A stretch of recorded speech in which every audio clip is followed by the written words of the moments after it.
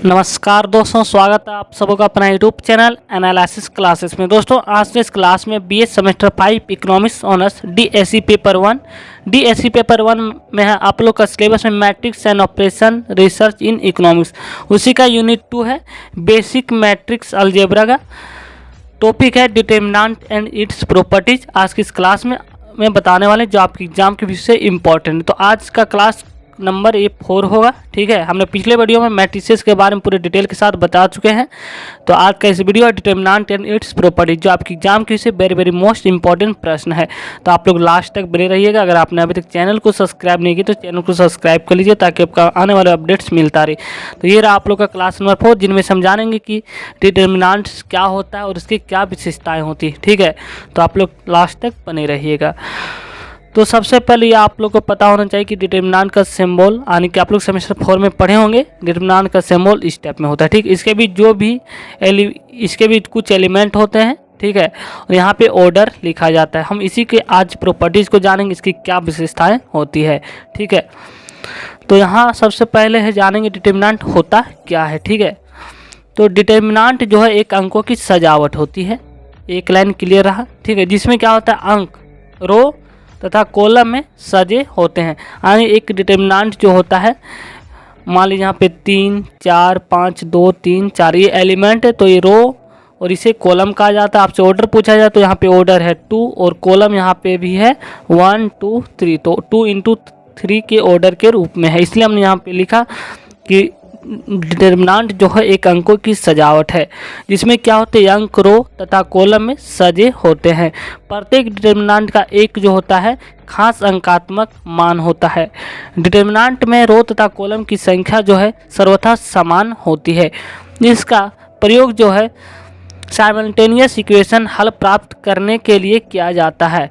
इसलिए इसे क्या कहा जाता है, इसे क्रेमर्स रूल के नाम से भी जाना जाता है। आप लोग इस टाइप के भी प्रश्न क्वेश्चन सॉल्व करेंगे, ठीक है। एक्स वाई जेड का वैल्यू भी निकाले होंगे, क्रेमर्स रूल। तो इसे ही डिटर्मिनेंट का एक भाग समझा जाता है, ठीक है। तो चलिए कुछ एग्जांपल देखते हैं। ये रहा आपका डिटर्मिनेंट टॉप ए, जैसे कि आप लोग देख सकते हैं एग्जांपल सेकेंड ऑर्डर है, यानी कि 22 है। ऑर्डर को कैसे पहचानेंगे, यहाँ पे देख सकते हैं इसे रो कहा जाता है, 2 रो है और कॉलम भी यहाँ पे है 1 2, तो ऑर्डर 2 into 2 के फॉर्म, इसलिए ऑर्डर 2 into 2 के फॉर्म में है। अगला एग्जाम्पल है जिसका आप लोग यहाँ पे देख सकते हैं third order. Next example determinant of A, ठीक है। तो चलिए आप जानने वाले हैं इसके प्रॉपर्टीज, यानी कि इसकी क्या विशेषताएं होती है। तो क्योंकि अगर आपको प्रॉपर्टीज पता होगा तभी आप डिटर्मिनेंट के क्वेश्चन को सॉल्व कर पाएंगे। तो नेक्स्ट वीडियो इसके जितने भी इंपॉर्टेंट क्वेश्चन बनते सारे सॉल्व करवा दिया जाएगा। तो सबसे पहले आपको प्रॉपर्टीज पता होगा तभी ना सॉल्व कर पाएंगे। तो चलिए सबसे पहले हम जानेंगे कि एक डिटर्मिनेंट की क्या विशेषता होती है, ठीक है। तो पहली विशेषता यह है कि किसी डिटर्मिनेंट में यदि किसी रो अथवा कॉलम में सभी अंक शून्य हो तो डिटर्मिनेंट का जो वैल्यू होता है वह शून्य होगा। जैसे कि आप लोग यहाँ पे देख सकते हैं डिटर्मिनेंट ऑफ ये है 3 2 1 0 0 0 9 4। तो यहाँ पे देख सकते हैं ये डिटर्मिनेंट, और यहाँ पे रो में जो है सभी एलिमेंट जो है शून्य है, इसलिए इसका वैल्यू 0 होगा, ठीक है। ये रहा आप लोग का पहला प्रॉपर्टीज। दूसरी विशेषता यह है कि डिटर्मिनेंट जो होता है में से रो अथवा 2 कॉलम के सभी अंक समान हो तो डिटर्मिनेंट का मान क्या होगा, शून्य होगा। चलिए एग्जांपल को देखते हैं। तो ये रहा आप लोग का डिटर्मिनेंट ऑफ ए, यहाँ पे देख सकते हैं कॉलम 1 और कॉलम 3 में जो होता है सभी अंक समान, यहाँ भी 1 है, यहाँ भी 1 है, 3 3 7 7, इसलिए C1 = C3, इसलिए डिटर्मिनेंट का जो यहाँ पे वैल्यू होगा 0 होगा। नेक्स्ट प्रॉपर्टीज है, तीसरा प्रॉपर्टीज इसकी कि डिटर्मिनेंट के सभी रो को कॉलम में बदल देने पर, अथवा यानी कि जिसे ट्रांसपोज मैट्रिक्स कहते हैं, यानी कि रो को कॉलम में बदल देना और कॉलम को रो में बदल देने से डिटर्मिनेंट के मान में कोई बदलाव नहीं होता है। चलिए एग्जाम्पल के साथ देखते हैं। ये रहा आपका डिटर्मिनेंट ऑफ ए, जिसका एग्जाम्पल 3 5 7 8 कॉलम के रूप में।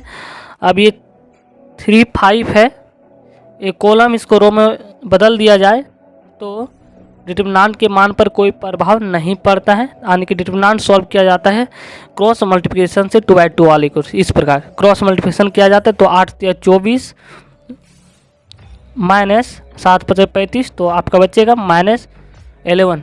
इसी को अगर रो को कॉलम और कॉलम को रो में बदल दिया जाए तो डिटरमिनेंट पर कोई प्रभाव नहीं पड़ता। जैसे कि आप लोग यहाँ पे देख सकते हैं 8 24 7 5 35 तो भी -11 आ रहा है, तो क्योंकि वैल्यू सेम, इसलिए डिटरमिनेंट के मान में कोई बदलाव नहीं होता अगर ट्रांसपोज कर दिया जाए तो।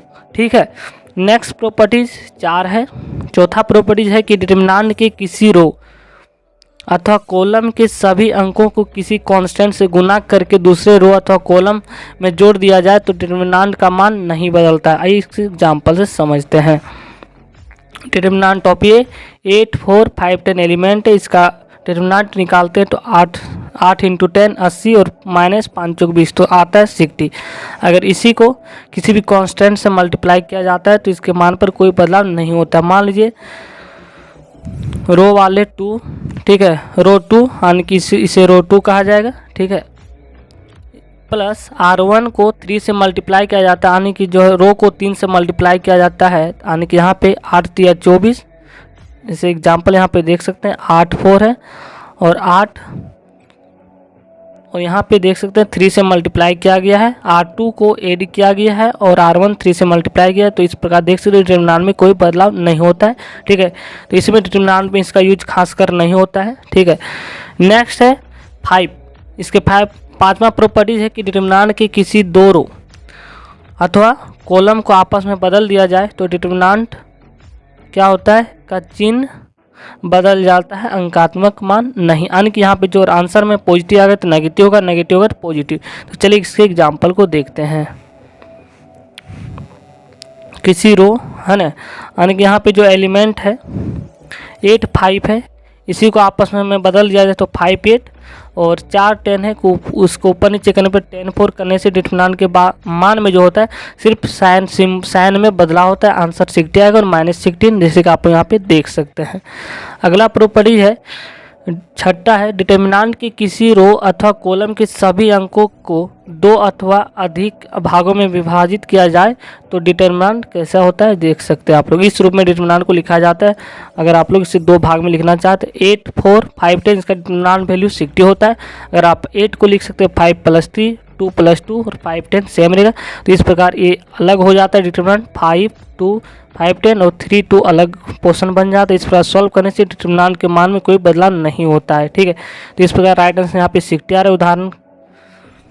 नेक्स्ट, तो इस प्रकार टोटल यहाँ पे 6 प्रॉपर्टीज है जो आपके एग्जाम के विषय इंपॉर्टेंट है। ठीक है, तो थैंक यू गाइस। अगर आपने अभी तक चैनल को सब्सक्राइब नहीं किया तो चैनल को सब्सक्राइब कर लीजिए ताकि आपका आने वाला अपडेट समय पर मिलता रहे। थैंक यू, धन्यवाद। नेक्स्ट वीडियो आपका आने वाला रैंक ऑफ मैट्रिक्स जो आपके एग्जाम के विषय वेरी मोस्ट इंपॉर्टेंट प्रश्न है।